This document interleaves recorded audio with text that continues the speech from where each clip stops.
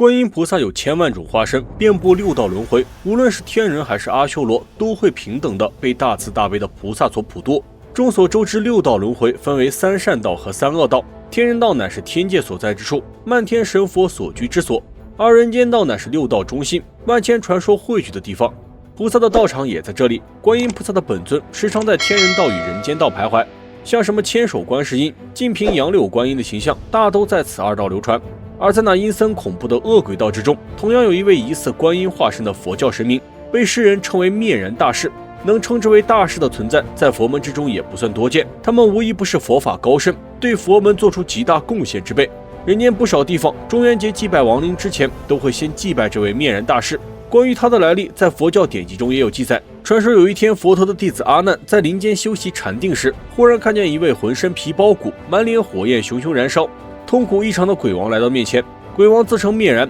说阿难3天之后将堕落恶鬼道，想避免就要布施100千恶鬼及100千个婆罗门仙人各施1壶饮食，并且还要供养3宝。阿难身为佛法高深之辈，自然不会轻易相信，但为了以防万一，还是向佛陀禀报。佛陀听后笑笑，随即教阿难一种咒法——施陀尼施食法。施陀尼加持过的食物成为法供，上奉佛法僧3宝，平等下施恶鬼等众生，能消除众鬼的痛苦，令他们舍去鬼身，生于天道，转生天人。阿难遵照佛陀的教化与指示，设灭人大师的牌位，设斋供僧来祈福，因此获得解脱。那么灭人鬼王究竟为何邂逅阿难？佛教说法有数个：一是他是观音大士的化身，故称大士也；二是他原为诸鬼的首领，因受观音大士教化而皈依其门下，从此被称作士大爷，成为护持中原普渡事项的神明，特意在恶鬼道中徘徊，点化佛门众生。灭人大士的形象，一方面是源自《妙法莲华经》中观音大士教化恶鬼界众生的需要而产生，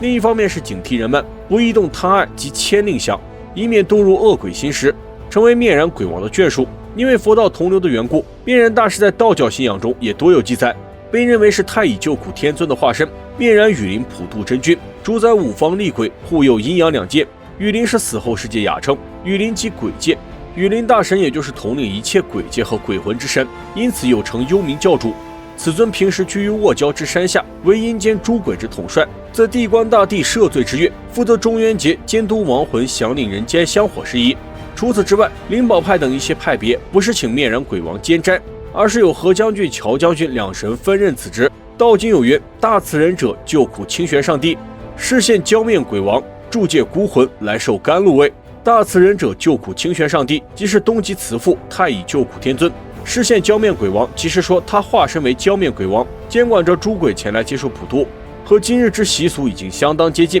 灭人大士也被叫做焰口鬼王，焰口是观音菩萨的化身，释放焰口能令恶鬼得度，也是对亡者追戒、于生者纳福的佛事之一。除了施舍食物以解除恶鬼的积蓄之外，最重要的是众善信恭请法师为他们说法、皈依、受戒，令其具足正见，不再造罪受苦，以其早日脱离苦趣，成就菩提。焰口鬼王也即是菩萨的嗔怒相，用来警醒世人。在佛教之中，菩萨的愤怒相因为长相让人感到畏惧，因此现在很少有人供奉，这也是很无奈的事实。因为人是着相的众生，并不认为一切皆为虚幻，人生在世一般都喜于美的事物，而抗拒一切认为丑陋的事物。事实上，美丑之分别都是出自于人的分别心所致。然而却没有人想到，愤怒尊乃是寂静尊所幻化出来的像。愤怒像的菩萨就像一位慈母，面对一些调皮顽固并且不听从劝导的孩子们，慈母生怕他们的行为会对他们自己造成伤害，而不得不对他们板起怒相，甚至手持棍子来吓阻这些调皮顽固的孩子们，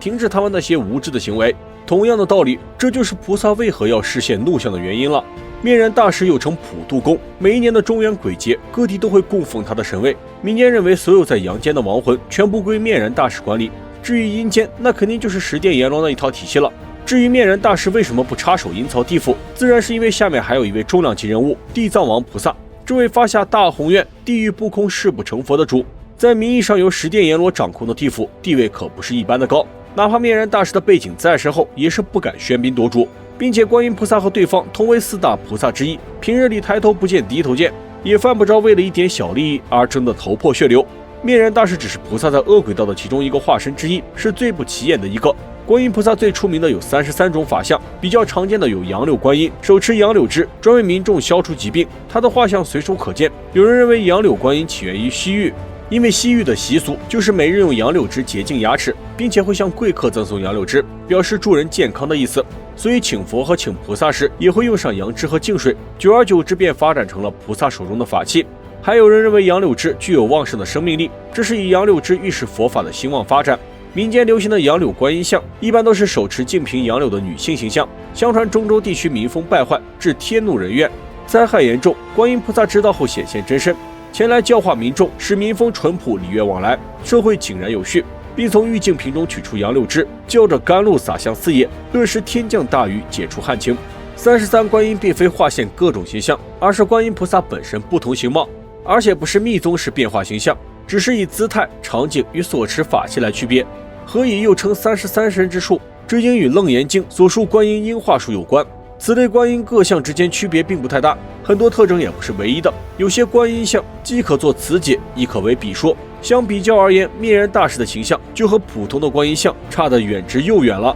是纯粹的另类化身。恶鬼道的主宰王者，佛门众神佛菩萨往往都有一体两面的设定，也就是所谓的佛魔一体。有光明的地方就绝对有阴影。哪怕强如佛祖如来，也曾被暗黑佛祖无天逼得转世投胎，在无尽的涅槃中寻找救世的法门。域外天魔这个概念也是先从佛门中兴起。第6天魔王波旬无时无刻不在觊觎佛祖宝座，但这也是对大乘佛法的一种试炼。只有面对危机，才能不断的前进。灭人大士虽然在道教中也有记载，但无论是中原盛会，或是各种类型的超度法会与斋教，多以佛教形式塑造大师爷形象。顶生二角，青面獠牙，高大威武，头上还有一尊观世音菩萨佛像，象征其代表慈悲的观音大士。在南洋华侨风俗里，中元节普渡时会悬挂写有南无度孤拔苦阿弥陀佛或南无分衣施食阿弥陀佛之类的状幡，于大师爷神像之侧。如书度孤拔苦是希望佛祖超度亡灵往生佛国，若写分衣施食则指祈请阿弥陀佛帮助大师爷平均分配纸钱、衣物、食品与众家亡魂。不过相信很多人都没有听说过这位灭人大士，毕竟他只是菩萨的一个微不足道的化身，在神佛林立的西天毫不起眼。那么对于这位鬼王灭人大士，你又有什么看法呢？本期神话故事就到这里，咱们下期继续。